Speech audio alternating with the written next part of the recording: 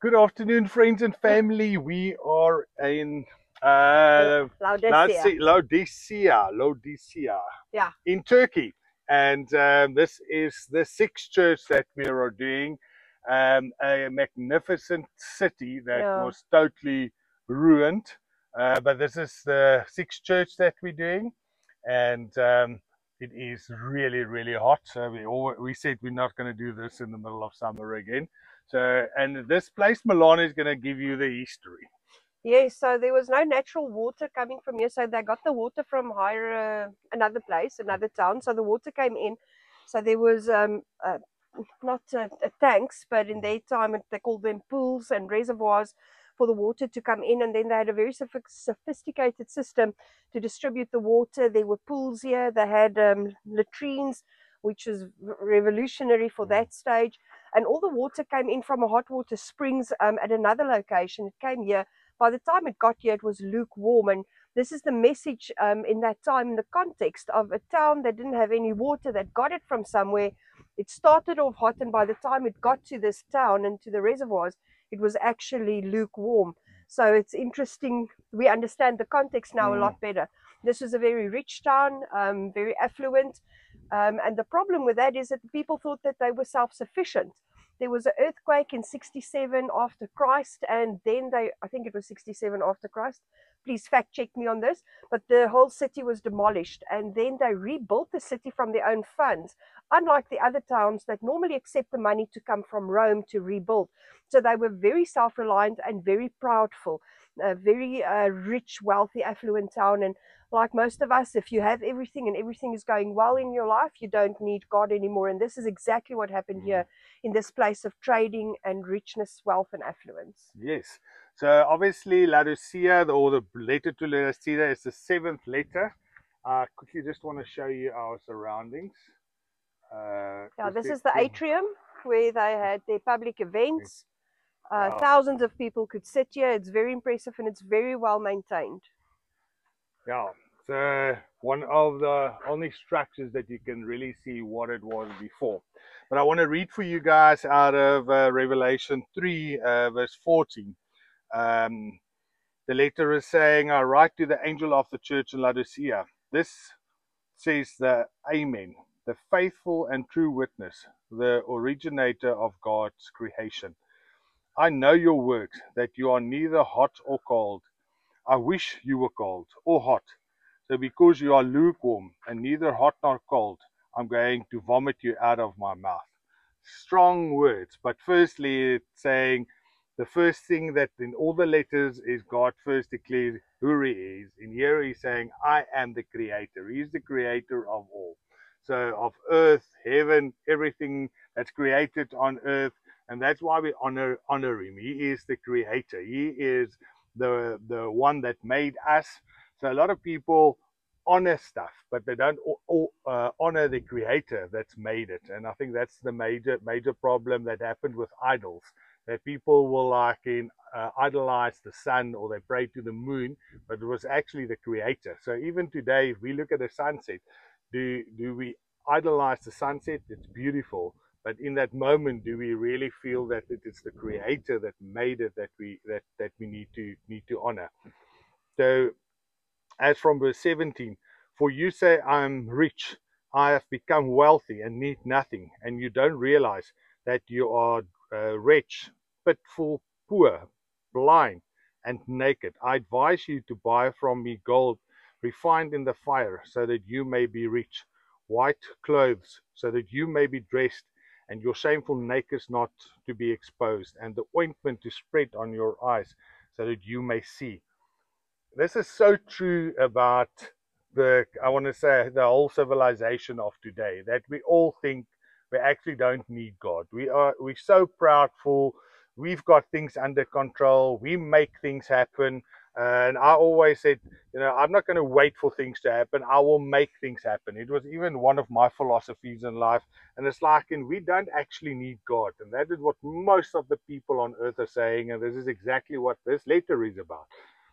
Sorry, and if I can also come in, it talks here, the piece that he just said is, so that you may be rich, white clothes, so that you may be dressed, and your shameful nakedness not be exposed.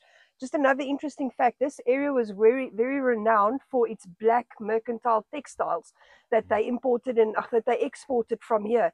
And it wasn't dyed black. There was a lot of black sheep. So the wool was the shiny black wool that all the garments were made of. And it was one of the tokens of their wealth was the black garments that they've made. So even this letter refers to the white garments as opposed to the black garments. And this just gives context of why Paul wrote it, John wrote it at that time, because this is what happened here. Every single region was well known for a specific color of linen or wool that came from somewhere, and it's got to do with the area and how they dyed the textiles. So this specifically was due to the black wool of the sheep, and this is why the letter was written, referring specifically to white garments of purity and righteousness.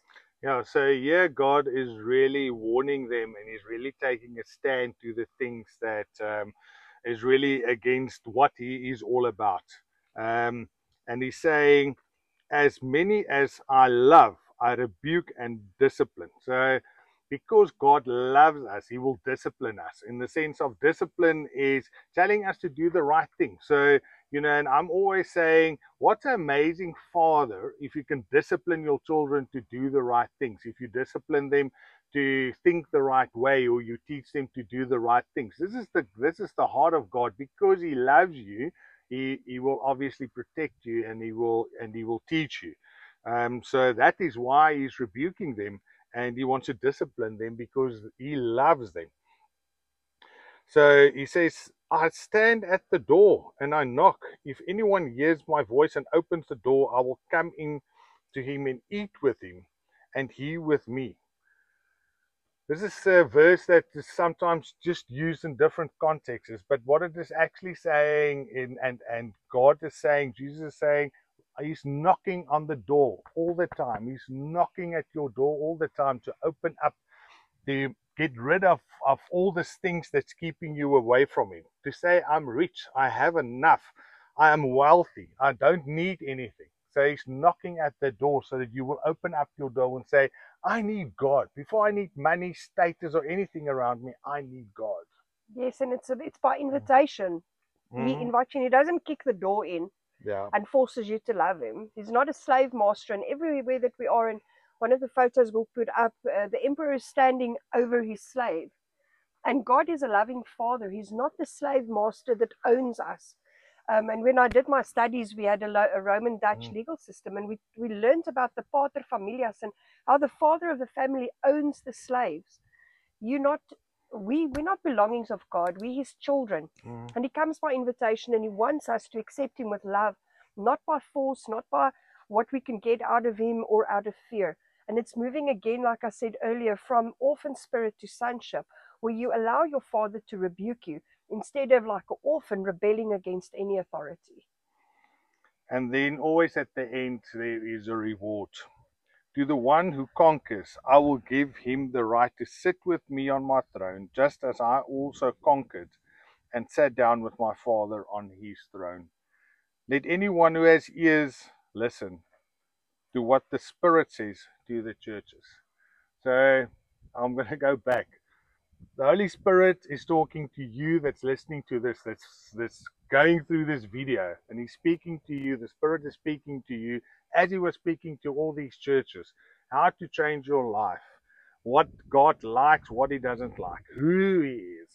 And then out of that, if you can conquer or overcome, he kind of understands our character. But if we can overcome this, just this feeling of I know enough, I'm rich enough, I can do anything. If you can overcome that and know that you need God more than anything else in life, and even myself and Milani need to say to each other, I love her dearly as my covenant wife, but above that, I need God.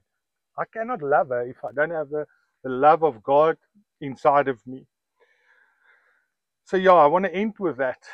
And that reward will be that the Father will invite you to sit at his right hand in eternity.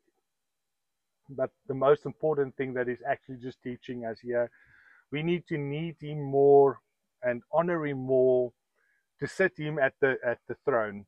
So for me, it's amazing to have a wife, but this wife on earth is not going to be here forever. But forever we can sit in the throne room with God if we use Him as our source, as our creator, and if we acknowledge Him. So yeah, that is sure. Yeah, that's the I'm message, really I filled think. today. Yeah. The heart is to say yes to the invitation, to open your life to the Lord and to come sit at a table and feast with Him, to come into His provision, His love, to be taken care of. Because I think so many of us are overwhelmed by what we have to do. We need to constantly step up and provide and work harder, and just to be a son and to sit at the right hand of our Father at a table and eat with Him and feast with Him in a position of rest is actually the invitation. It's not all about being whipped and reprimanded. He reprimands with love, the same way as a father does. And He's inviting you to come into His kingdom and to start experiencing a different way of life. So these letters 2,000 years ago are now equally relevant. The same invitation to this door still remains. So I knock and I want you to open. So what are you going to do today? With all the greetings and love from Turkey. We love you guys. Bye. Take care.